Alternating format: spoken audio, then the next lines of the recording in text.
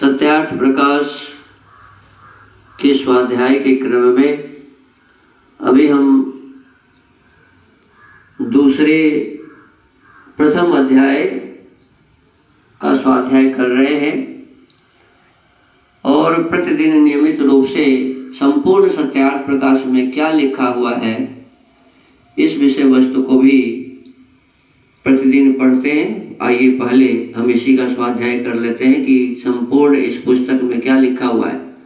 भूमिका में स्वामी जी लिखते हैं, स्वामी दयानंद सरस्वती जी, प्रथम समुल्लास में ईश्वर के ओंकार आदि नामों की व्याख्या, द्वितीय समुल्लास में संतानों की शिक्षा, तृतीय समुल्लास में ब्रह्मचर्य पठन पाठन व्यवस्था, सत्यासत्य ग्रंथों के नाम और पढ़ने पढ़ाने की रीति, चतुर्थ समुल्लास में विवाह और गृहाश्रम का व्यवहार, पंचम समुल्लास में वानप्रस्थ और संन्यासाश्रम की विधि, छठे समुल्लास में राजधर्म, सप्तम समुल्लास में वेदेश्वर विषय, अष्टम समुल्लास में जगत की उत्पत्ति स्थिति और प्रलय, नवम समुल्लास में विद्या अविद्या बंध और मोक्ष की व्याख्या, दसवें समुल्लास में आचार अनाचार और भक्ष्या भक्ष्य विषय, एकादश समुल्लास में आर्यावर्ती मतांतर का खंडन मंडन विषय, द्वादश समुल्लास में चारवाक बौद्ध और जैन मत का विषय, त्रयोदश समुल्लास में ईसाई मत का विषय, 14वें समुल्लास में मुसलमानों के मत का विषय और 14वें समुल्लासों के अंत में आर्यों के सनातन वेद विहित मत की विशेषतः इस ग्रंथ में व्याख्या लिखी गई है। स्वामी दयानंद सरस्वती जी कहते हैं कि जिसको मैं भी यथावत मानता हूँ। अभी हम प्रथम समुल्लास में पिछले दिनों सूर्य के संबंध में स्वाध्याय किए थे कि परमात्मा का नाम सूर्य भी है। कहते हैं कि अप्राणी चेतन और जंगम अर्थात जो चलते फिरते हैं, अप्राणी अर्थात स्थावर, जड़ अर्थात पृथ्वी आदि हैं, उन सब के आत्मा होने से संसार में जितने भी पदार्थ हैं सबके आत्मा होने से और स्वप्रकाश स्वरूप सबके प्रकाश करने से, स्वयं प्रकाश स्वरूप है और दूसरों को प्रकाशित करते हैं वह परमात्मा, इसीलिए उनका नाम सूर्य है। आज हम पढ़ेंगे आत्मा और परमात्मा।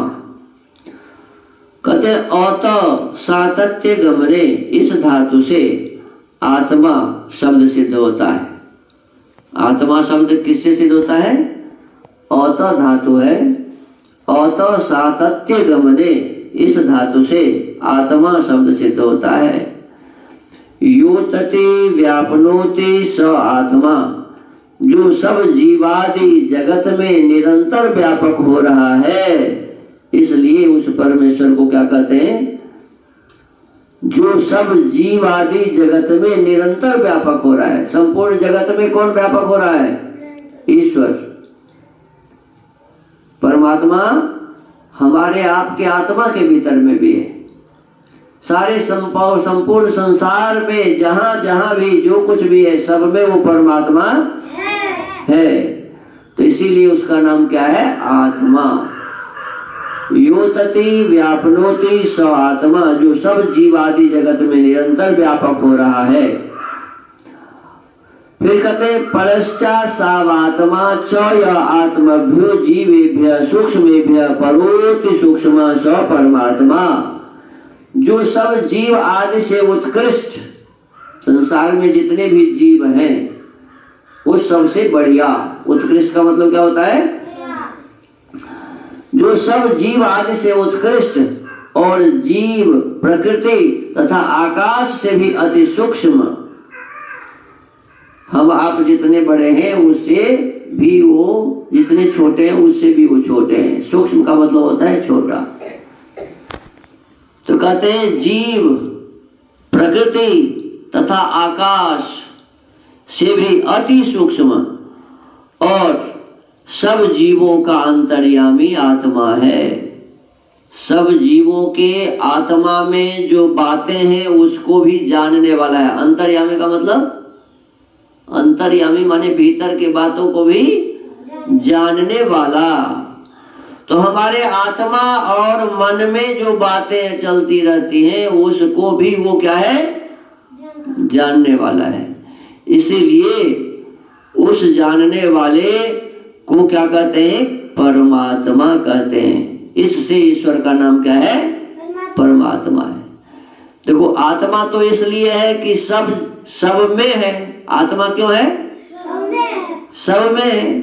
और परमात्मा क्यों है, तो जो छोटे से छोटे सूक्ष्म से सूक्ष्म है, जो जीव के अंदर के बातों को भी जानता है, इसीलिए उस परमेश्वर का नाम क्या है, परमात्मा है।